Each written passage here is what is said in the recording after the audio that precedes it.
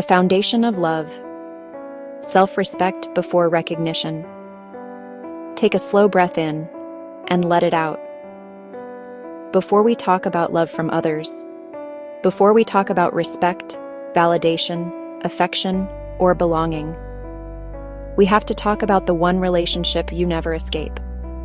The relationship you have with yourself. Because here is a truth most people never hear clearly. You cannot recognize love or respect being given to you if you do not first understand what it feels like inside your own body. Love that is unfamiliar feels unsafe.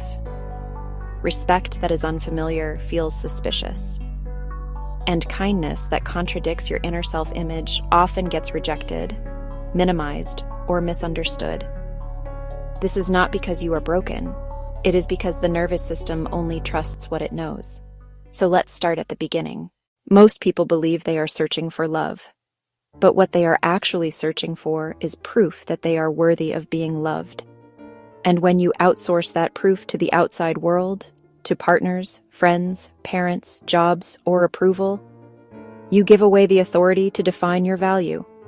When that happens, love stops being nourishment and becomes currency. You begin to trade yourself for it. You tolerate disrespect to avoid abandonment. You accept inconsistency to avoid loneliness. You shrink your truth to avoid conflict. And slowly, subtly, you teach your subconscious that love requires self-erasure. But love was never meant to cost you your identity. Self-love is not arrogance. It is not selfishness. And it is not pretending you are perfect. Self-love is respect. It is the ability to say, "This is where I end, and this is where I begin." It is knowing your boundaries and honoring them even when it disappoints others. It is listening to your intuition even when logic tries to argue against it. It is recognizing when something feels wrong in your body and trusting that signal instead of overriding it. Because your body is always honest. If you do not respect yourself, you will mistake attention for affection. You will confuse intensity with intimacy. You will interpret control as care. You will label anxiety as passion. And you will call survival love. This is how cycles repeat. Not because you are weak, but because familiarity feels safer than the unknown. Your subconscious does not ask, "Is this good for me?" It asks, "Is this familiar?"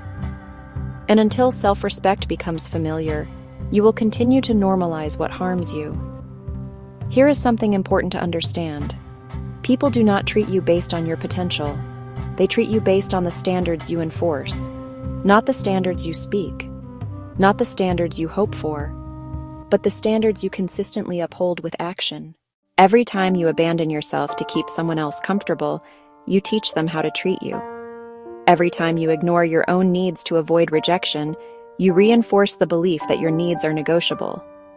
And once that belief takes root, even genuine love can feel undeserved.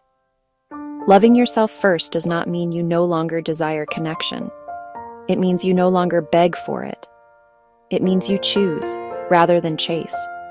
It means you can receive love without suspicion, because it mirrors the way you already treat yourself. Respect feels recognizable when you already live in alignment with your own truth. And when someone disrespects you, you feel it immediately. Not as confusion, not as self-doubt, but as clarity. Self-respect creates discernment. It sharpens your awareness. It strengthens your intuition. It quiets the need to prove yourself. Because when you know who you are, you no longer audition for roles that require you to betray yourself. You stop asking, "Why don't they see my worth?" and start asking, "Why am I still offering my presence where it isn't honored?" That shift changes everything. Here is the paradox. When you finally stop needing love to survive, that is when you become capable of receiving it fully. Not clinging to it, not fearing its loss, not twisting yourself to maintain it, but receiving it freely, openly, and safely. Because you are no longer asking love to heal wounds it did not create. You become a partner, not a patient. A companion, not a dependent. A sovereign being choosing connection, not grasping for it. Loving yourself first is not about isolation. It is about integration. It is about becoming whole within yourself, so you no longer expect others to complete you. Because no one completes you. They either complement your wholeness or expose where you are abandoning yourself. And that awareness is not punishment. It is guidance. So ask yourself, gently, without judgment, do I speak to myself with respect? Do I honor my limits? Do I listen when my body says no? Do I walk away when something diminishes me? Do I rest without guilt? Do I protect my peace without apology? Because these are not luxuries. They are prerequisites.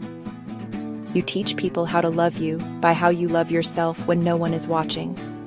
And the moment you choose self-respect, not as a performance, but as a practice, your entire reality begins to recalibrate. The right connections feel calmer, the wrong ones fall away faster, and love stops feeling like something you chase and starts feeling like something you allow. Take one more slow breath in and release it. Remember this: you do not need to become worthy of love. You already are. You only need to stop abandoning yourself long enough to recognize it when it arrives.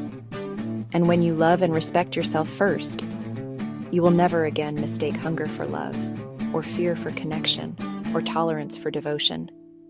Because real love feels familiar when it finally meets you at home.